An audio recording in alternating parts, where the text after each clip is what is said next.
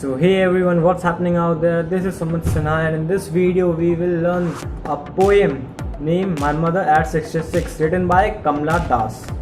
So Kamla Das is one of the India's foremost poets. Her works are famous for its originality and versatility. So rather than talking about the poet, let's get the explanation of the poem. So the first stanza is: driving from my parents' home to Cochin last Friday morning, I saw my mother beside me.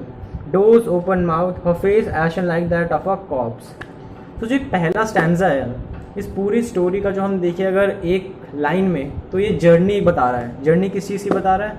Journey जो हमारे poet है उसकी journey अपने parent के home से लेके airport के airplane में बैठने से पहले तक की जर्नी पूरी की पूरी एक्सप्लेन हुई है इसमें. तो जो पहला स्टैंजा है वो एक ब्रीफ इंट्रोडक्शन दे रहा है किस चीज़ का, कि जो हमारी पोएट होती है वो अपने पेरेंट के घर गई हुई होती है और वापस आती है. जो जिस दिन वो वापस आती है उस दिन फ्राइडे का होता है. तो when she on a way to airport she find her mother who is sitting beside her. Her face was pale. उनका जो फेस था, पोएट की मदर का फेस पेल था और body was seeming like a dead body, lifeless body जैसी उनकी body दिखाई दे रही थी. तो क्यों दिखाई दे रही थी ऐसा?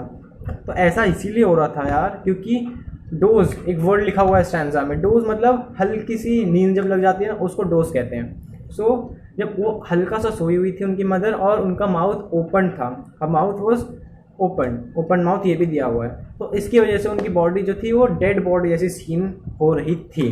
और ये जो हमारी दोनों चीज़ है, pale face and body lifeless body, ये क्या बताता है? ये एक्सप्रेस करता है पेन ऑफ सेपरेशन. किस चीज़ का सेपरेशन भैया? तो ये सेपरेशन मदर और उसकी डॉटर के बीच जो सेपरेशन हो रहा है वो सेपरेशन बताता है. तो पहला स्टैंजा बहुत सिंपल है, समझ में आ गया. सेकंड स्टैंजा की तरफ चलते हैं. And realized with pain that she was as old as she looked, but soon put that thought away and looked out at young trees sprinting, at the merry children spilling out of their homes. So पहले में तो हमें ये दिख गया कि उनकी mother का फेस पेल था, लाइफलेस बॉडी थी. सेकंड में ये जो थॉट है ओल्ड एज का, कि अब बहुत सून उनकी डेथ भी हो जाएगी, पोएट अपनी मदर को लूज कर देंगी, she will lose one day. तो ये जो पूरा थॉट होता है तो वो क्या कह सकते हैं, वो पूरा थॉट जो था हमारी पोएट के ऊपर रूल कर रहा था. तो उस चीज़ से अपना माइंड डाइवर्ट करने के लिए कमला दास ने क्या किया, उन्होंने खिड़की से बाहर देखना स्टार्ट किया. तो व्हाट शी ऑब्जर्व जो ट्रीज थे, वो गाड़ी ऐसे जाती है तो हमें चीज़ें पीछे जाते हुए दिखती हैं. तो उन्होंने वही चीज़ सेम ऑब्जर्व करी, that trees was printing and merry childrens was spilling out of their homes. घर से बाहर निकल रहे थे. किस चीज़ के लिए बाहर निकल रहे थे? खेलने के लिए बाहर निकल रहे थे बच्चे. ठीक है, तो ये दो चीज़ उन्होंने नोटिस करी.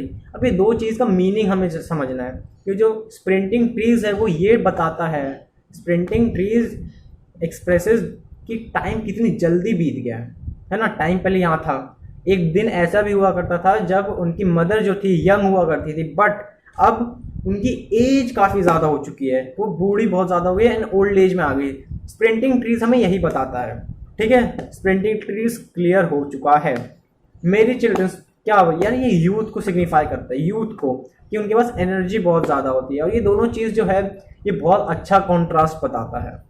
ठीक है, किसका कॉन्ट्रास्ट बताता है भैया? तो पोएट की मदर की लाइफ, कि उनका फेस पेल था, ठीक है, बॉडी बहुत इल बॉडी थी, बीमार टाइप की. ठीक है, तो ये सेकंड स्टैंजा में हमें समझ में आता है. थर्ड स्टैंजा की तरफ चलते हैं.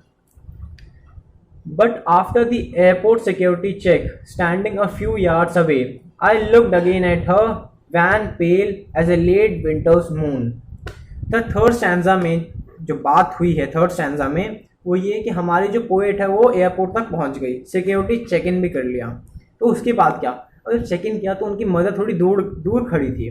तो पोएट ने जब अपनी मदर को देखा तो उनके दिमाग में ये आया, कि उनके माइंड में क्या, अभी जैसे देखा था हमने सेकंड स्टैंजा में, जब उनका पेल फेस को, जो भी उनकी लाइफलेस बॉडी थी, कि अब वो ज़्यादा टाइम और साथ नहीं रह पाएंगे, उससे डाइवर्ट होने के लिए पोएट ने बाहर देखना स्टार्ट किया था. तो वो तो सक्सेसफुल हुआ, डाइवर्ट हो गई वो. लेकिन वापस जब वो एयरपोर्ट पे आई तो थर्ड स्टैंजा में वापस से वो चीज़ कॉन्क्योर करने लग गई उनके माइंड में, वापस से उन्हें याद आने लग गई वो सारी चीज़ें. तो जो लेट विंटर्स मून है यार, ये हमारा स्टैंजा जहाँ से क्वेश्चन आता है. क्या है इसका मतलब भैया? तो देखो यार, इसका मतलब ये है, जो लेट विंटर्स मून है ना, अब इमेजिन करो ठंड में क्या होता है, हमें धुंधला दिखता है चांद, जस्ट बिकॉज क्यों, फॉग एंड मिस्ट की वजह से। तो वैसे ही उनकी एज भी ऐसी हो गई थी, उनका बॉडी उनकी बॉडी ऐसी हुई थी, क्यों, डल हो गई थी, लाइफलेस, पेल, ये सारी चीज़ें जो है ये सिग्निफाई करता है लेट विंटर्स मून को। अब चलते हैं फोर्थ स्टैंजा की तरफ। फोर्थ स्टैंजा पढ़ते हैं। And felt that old familiar ache my childhood fear but all I said was see you soon Amma all I did was smile and smile and smile. तो ये जो फोर्थ स्टैंजा यार ये बहुत इंपॉर्टेंट स्टैंजा है। मेरे अकॉर्डिंग ये पूरे पोएम का सबसे इंपॉर्टेंट स्टैंजा है। तो अब थर्ड स्टैंजा तक चेक इन हो चुका है। चेक इन होते ही ना ये जो सारे थॉट्स होते हैं, ओल्ड फैमिलियर एक, बचपन का वो डर, कि कैसा डर भैया, तो वह बचपन का वो डर जब पोएट को ऐसा लगता है कि एक दिन ऐसा आएगा कि वो अपनी मदर को लूज कर देंगी, she will lose her mother one day. तो वो वाला पेन जो होता है यार, वो वाला जो थॉट होता है वापस उनके माइंड में स्ट्रक कर जाता है।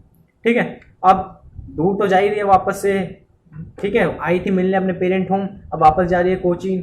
तो 3 स्माइल एंड में लिखा हुआ है यार स्टैंजा के, smile and smile and smile. तो ये तीनों स्माइल का जो मतलब है ना वो अलग अलग है तीनों स्माइल का।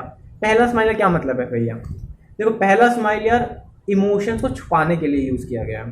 ठीक है, इमोशंस को पहला स्माइल छुपाने के लिए यूज़ किया गया है। दूसरा जो स्माइल है यार वो अपने फीलिंग्स को रिवील होने से रोकने के लिए यूज़ किया गया है।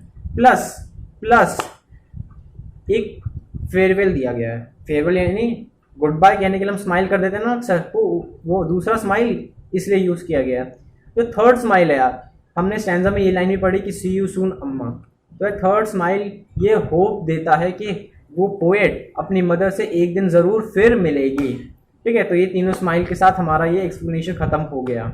बहुत सिंपल सा एक्सप्लेनेशन था, कोई ज़्यादा बड़ी चीज़ नहीं थी इस पूरे पोएम में। सबसे simple, it is the most easiest poem in the 12th standard. ठीक है, my mother at 66 written by Kamala Das. तो मैसेज आउटकम क्या निकल के आता है मेनली इस पोएम का, तो आउटकम ये आता है, तो कमला दास ने आउटकम से पहले यार अगर तुम इस पोएम को देखोगे तो इस पोएम में एक भी फुल स्टॉप नहीं है, विच मीन कि ये पोएम से पहले एक पूरा सेंटेंस है जिसको पंक्चुएट किया गया है कॉमास लगा के। तुम अपने टेक्स्ट बुक में देख भी सकते हो अगर तुमने अभी तक नोटिस नहीं किया है। ठीक है, ये एक हमारा लिरिकली इडियम है जिसमें बहुत हार्ट टचिंग है यार। अपना एक डॉटर और एक मदर के बीच का रिलेशन बताया गया है कि how what is the level of pain of separation comes when we get separated from our daughter or someone who is very close to us. So इसी के साथ यार हमारा ये वाला पोएम कंप्लीट होता है। अगली वीडियो में हम अगले पोएम के साथ मिलेंगे, तब तक के लिए बाय बाय, टेक केयर।